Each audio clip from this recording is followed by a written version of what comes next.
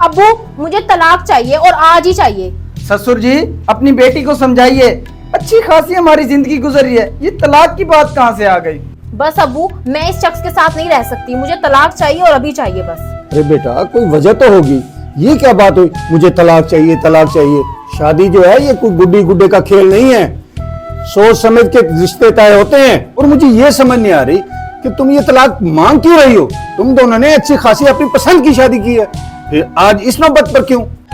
अब्बू ये मेरा आखिरी फैसला है, आप इसमें कुछ कर सकते हैं तो मुझे बताएं, वरना मैं इस मामले को खुद देखती हूँ।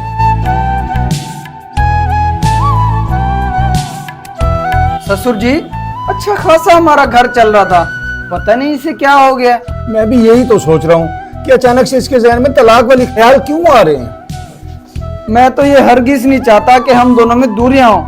अगर उसने फैसला कर लिया ठीक है, मैं तैयार हूँ। नहीं नहीं बेटा, थोड़ा मुझे वक्त दो, मैं उसे समझाने की कोशिश करता हूँ। अचानक से इतने बड़े फैसले नहीं किए जाते।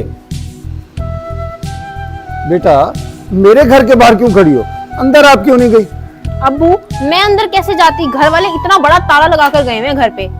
और हाँ उम्मीद है कि आपने वकील से बात कर ली होगी और हमारे तलाक के कागजात तैयार हो गए। ओ बेटा आखिर ऐसी क्या वजह है जो तू उससे तलाक लेना चाहती है, मुझे कुछ थोड़ी सी वजह तो बता दो। जी जी अभी बताती हूँ आपको। हमारी जॉब कंफर्म हो सकती है लेकिन उसकी कीमत 5 लाख रुपया होगी। 5 लाख रुपए? इतने पैसे मैं कहाँ से लाऊंगी? सर मुझे तो इस कंपनी से बहुत ज्यादा उम्मीद थी कि मेरी जॉब यहाँ पे हो जाएगी, लेकिन आपने तो इतनी ज्यादा रकम मांग ली है। ये तो बहुत मामूली सी रकम है, और भी लाइन में बहुत सारे खड़े हैं, तुम नहीं तो कोई और सही। लेकिन सर मैं तो एक बहुत गरीब घराने से हूँ, मेरे पास तो 5,000 तक नहीं, आप 5 लाख की बात कर रहे हैं। चलो ठीक है, फिर एक और शर्त है, तुम्हें मेरे पागल भाई से शादी करनी होगी।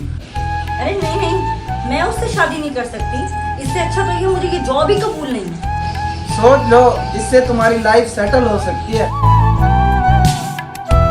सर इस महीने आपने मेरी सैलरी काट दी है, और क्या आप इसकी वजह बता सकते हैं मुझे? तुम्हें तमीज नहीं है, मैं फोन पर बात कर रहा हूँ। और दूसरा, हर वक्त तो तुम ड्यूटी से गायब रहते हो, इसलिए मैंने तुम्हारी सैलरी काट ली है। नहीं सर, मैं तो यही होता हूँ, जब खाने का वक्त होता है मैं तो तब बाहर जाता हूँ। मुझे बताकर नहीं जाते ना तुम, इसलिए तुम्हारी सैलरी कट हुई है। आगे से तुम्हें नसीहत होगी।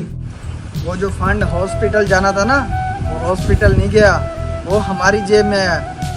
बस आज शाम ना तुम बड़ी पार्टी का इंतजाम करो, और रहेगी हॉस्पिटल की बात, वो मैं देख लूँगा। अब्बू सुन लिया है सब, इसी वजह से मैं इससे तलाक चाहती हूँ।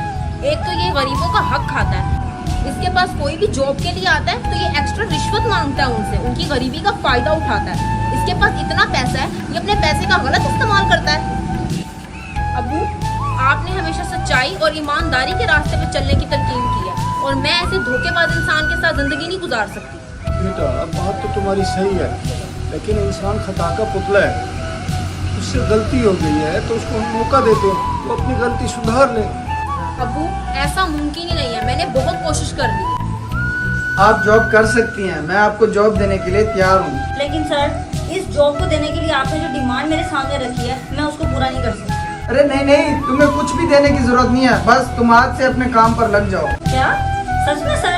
आपको नहीं पता आपने मेरी कितनी बड़ी प्रॉब्लम सॉल्व कर दी है। अल्लाह आपको हमेशा खुश रखे।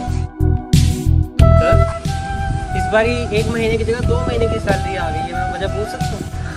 हाँ, वो तुम्हारी सैलरी कट हुई थी ना, वो गलत कट हो गई थी मुझसे, इसलिए मैंने इस दफा डबल कर दिया तुम्हारी सैलरी। बहुत बहुत शुक्रिया सर। आपको नहीं पता कि जब आपने मेरी सैलरी काटी थी मैंने कितनी मुश्किलों से अपना वक्त गुजारा। जब भी तुम्हें किसी चीज की जरूरत हो ना तो मुझे याद करना। सर को अचानक से क्या हो गया है जो ये इतने अच्छे बन गए? देखो अब मैंने अपनी सारी गलतियां सुधार ली हैं, अब तुम अपना फैसला बदल लो, और आगे से मैं किसी गरीब का हक नहीं खाऊंगा। मैं कैसे मान लूं कि तुम सुधर गए हो, मुझे तो तुम पे यकीन ही नहीं है। बेटा मैंने इसको समझाया था, मुमकिन है इसने अपनी इस्लाह कर ली, इंसान को एक मौका देना चाहिए। आप कोशिश करके देख लो, मुमकिन है आपका घर बच जाए। ठीक है अबू, आप कहते हैं तो मैं आपकी बात मान लेती हूँ। और तुम कभी भी किसी का हक नहीं खाना चाहिए, क्योंकि जब अल्लाह की नाराजगी आती है तो इंसान कहीं का भी नहीं रहता।